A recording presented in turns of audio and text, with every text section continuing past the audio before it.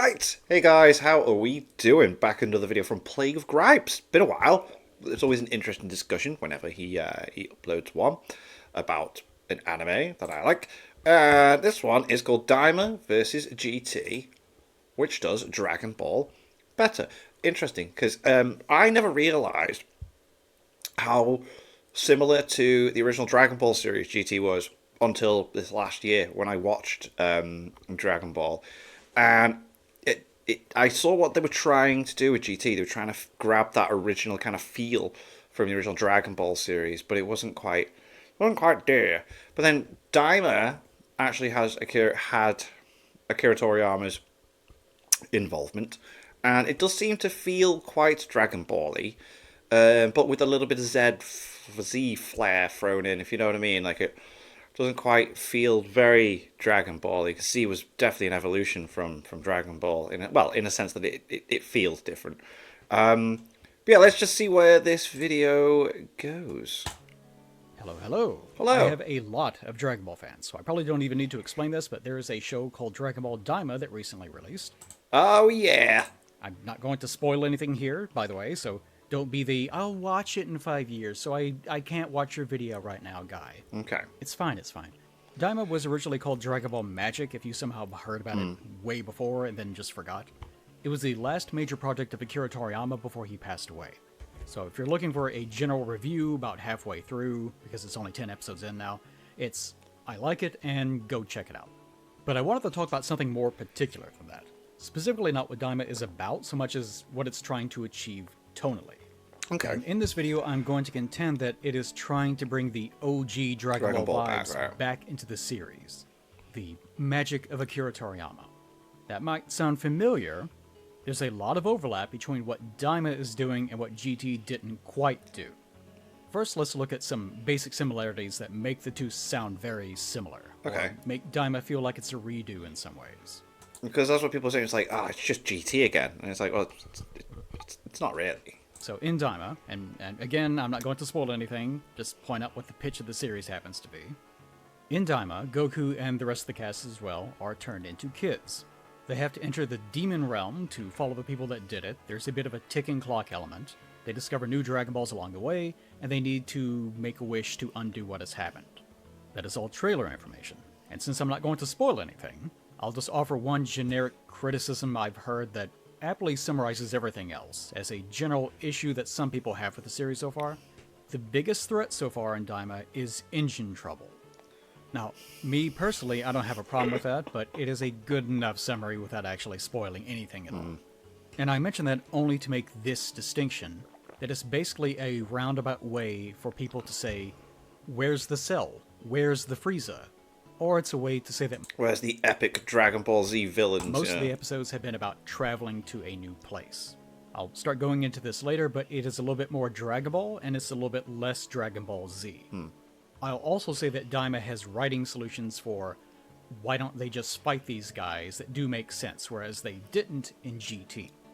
Okay, now comparatively GT. I'll skim the first arc to illustrate a few points that I want to make. In GT, Goku gets turned into a kid. He is baby. Sorry, baby is baby. Yeah. Goku needs hammer to fix baby back to his big size. Anyway, we get introduced to the Black Star Dragon Balls along the way, which introduce a ticking clock element. If you don't gather them all, then you blow up, boom, whatever Anakin said. So they gotta find them Dragon Balls by going to distant, never-before-seen locations and so on. That's the pitch. Now, as far as things that happen, they leave Earth and then crash land on some hyper-capitalistic alien planet, where they become criminals and have to fight some random guy who's stronger than Boo somehow. Really cool, but never comes back. Then they go to a planet that has some giant bees on it, and a giant has a Dragon Ball stuck in its teeth. Then they go to Gelbo, and they have to deal with a monster that can allegedly make earthquakes. Oh no, not earthquakes. Very serious business. Trunks has to cross-dress and pretend to be his new wife. Or really, they don't have to. They're Dragon Ball characters. They could have just atomized the guy in a second. Like, very, very easily. They chose this. They chose this as an experience to have in life. Trunks was made to do this. Anyways, it turns out the guy has no powers at all. So they get the Dragon Ball, but then the Power Brothers, who have the power to dance, steal their Dragon Ball. Oh my god, they are brilliant. Like They chase these guys, they dance some.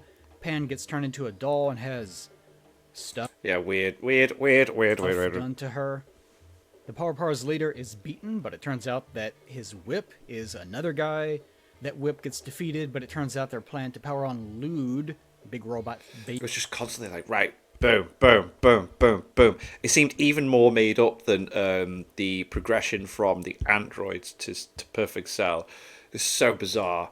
Like, and it's annoying because the whip guy had a really cool design, and Worked, but they destroyed that thing. But it turns out that General Rildo, I'm saying that correctly, Rildo, not the other one, who is also way stronger than Boo, somehow, was behind it all, and now he's the thing. But it turns out Dr. Mew, a Tuffle scientist, was telling him what to do. But then it turns out later that Baby was actually plotting behind it all, so he's the real threat, not Dr. Mew. Make that make sense. This is GT. It is meant to be silly and adventurous. It may not succeed, but that's what it's trying to do. Common criticisms are that most of the time it's boring. The rest of the time it's just things happening. Also that 90% of the villains should not pose a threat to them because They're not a threat. we saw the same series. They can atomize entire solar systems at this point. A lot of people find themselves screaming at the screen, just go Super Saiyan. I think Trunks goes Super Saiyan for the first time because he wants to move some rubble. But yeah, it's those Even though he should be definitely strong enough to just move that without it. criticisms, and as you can tell, the real threats seemingly just come out of nowhere and ignore power scaling and the lore of the whole franchise. And that's more the point. Viewers were looking for a continuation of the thing that they enjoyed, and they didn't get it. This is not a review or critique of GT, I'm just trying to illustrate the general tone and direction and reception of the first arc. Okay, that's it. And I'm only trying to do that because in terms of surface level information, Daima is very similar. Now, I'm going to contend that Daima is doing a better job of capturing that original Dragon Ball tone than GT did. It's a little easy to say that because Toriyama wrote the story of Daima. Yeah. It had almost nothing at all to do with GT. But GT has this feeling of a guy saying, like this, right? This is what those people are like. Right, so it's like, it's not like the actual guy himself, it's like someone else going like, yeah, but this is what it was like, yeah, Dragon Ball. It was like this. And it's like, well, then you got the actual guy who did it, and it's like, this is what Dragon Ball's like. Look, I'll just say it. GT is Dragon Ball face. And it's not cool, man. Okay, I'm poking fun at GT here for the sake of the video. Jar, if I would take any opportunity to poke fun at GT. Like, yeah. GT is fine. Maybe I'll do a more in-depth video about it one day. Point being, GT and Daima are aiming for similar goals. Yeah. GT, in hindsight, did not succeed. And Daima, at least halfway through, seems to be somewhat succeeding. But why was this ever a concern? And this is the video that I want to make. Why does it matter if something feels more like Dragon Ball than Z? You know, who cares? If it happened now, and it happened in 1996, this has been a thing for at least 30 years. Now, anyone remotely familiar with the series could probably answer that question, but I'm a sassy little tart who likes to talk. So, spank my bottom and watch me go. Dragon Ball originated as this playful comedy adventure that was based loosely off Journey to the West. The series was rescued from being only about 2 arcs long by the World Martial Arts Tournament. It discovered a core audience with that arc, with the rise of modern shonen. The format of those early stories was usually one of Goku looking for a Dragon Ball, encountering a new place and its people. Yeah, it's like the journey. Like, we gotta go there, we gotta go find it, we gotta, like, go on this adventure. And often there's some quirky comedy angle to the place. Like, Pilaf, for example, is capped off with Goku becoming a giant were-ape to escape a trio of villains who thought tickling Bulma was a fiendish form of torture. And also a pig wishes for women's panties, and so on. Later on, Goku sticks a pole up a ninja's butt. I like that one, that one is funny. Later on, they beat an invisible man by showing Roshi Bulma's chest so that he can get a nosebleed so Yep, bad and it coats covering the with it, arena yeah. in red, etc. You know, it's Dragon Ball. It's exploding with things like this. But from the Tension On arc onwards, the series gets slightly more serious, and less preoccupied with new places and silly adventures and weird characters, and More gets about the more fights. concerned with overwhelming threats and strong enemies. Now, in my old power level video, I mentioned this, but the first instance of this kind of number escalation was Goku getting beaten by Tao Pai Pai. Then he goes to train, and he gets a bigger number, and he returns and beats him, despite doing nothing any differently during the fight, in terms of, creative narration. He just has a bigger number, so he wins.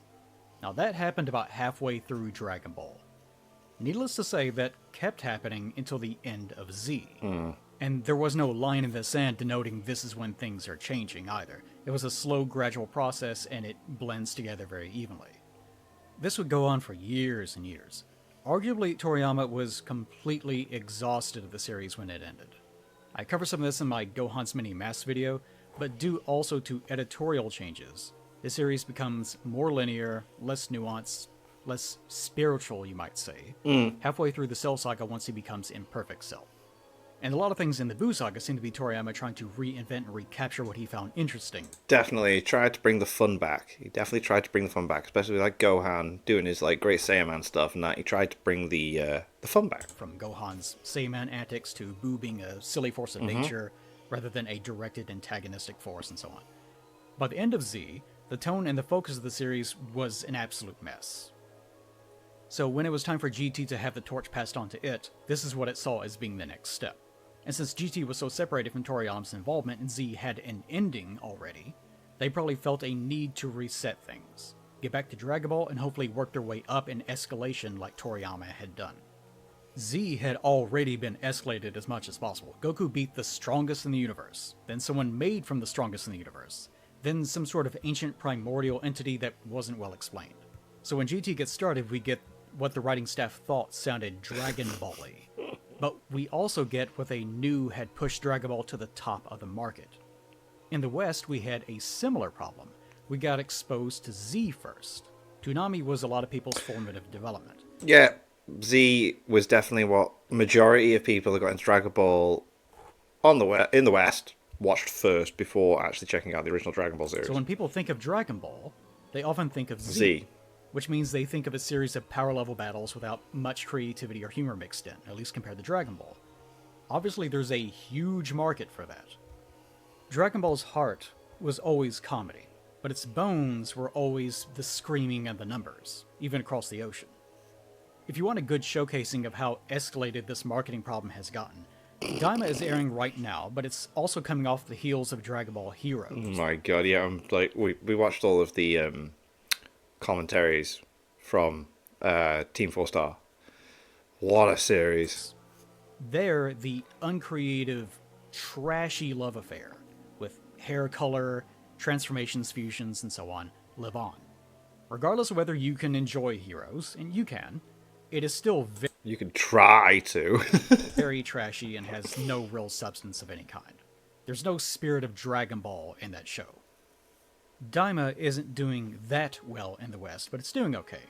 Is it because people want screaming hair color battles? No, not necessarily. Arguably, it's because Toei didn't market it here, and all the streaming deals they made for it were only focused on platforming it for access, and not encouraging any of those platforms to market it themselves. Now, Totally Not Mark made an excellent video detailing this, but I agree a lot of this comes down to Toei not having faith that Daima would have the same Western appeal as... Oh, is that the They Doomed Daima? Because I've got that on a list of ones to check out from Totally Not Mark. Z or Super. After all, just look at Goku. Look at his cute little monkey face. GT had the same problem. How do you write it? How do you market it? Without getting into the history of GT's production issues, they didn't get any time to plan. And maybe more importantly, I don't think even given enough time, they would have been able to deliver. There was no hand-picked protege carrying on the spirit of the original writing style. It was just outsiders stereotyping and reducing what they saw down to tropes.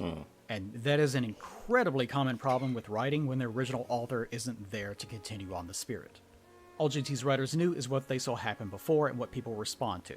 They like tournaments, big numbers, and transformations. Fans always responded to establishing narrative escalation. Each threat wasn't unique, it was bigger, stronger, more dangerous. Fans loved the build-up of hopelessness, followed by the catharsis of some sort of breakthrough that lets Goku break his own limits. It reminds me of a runner's high.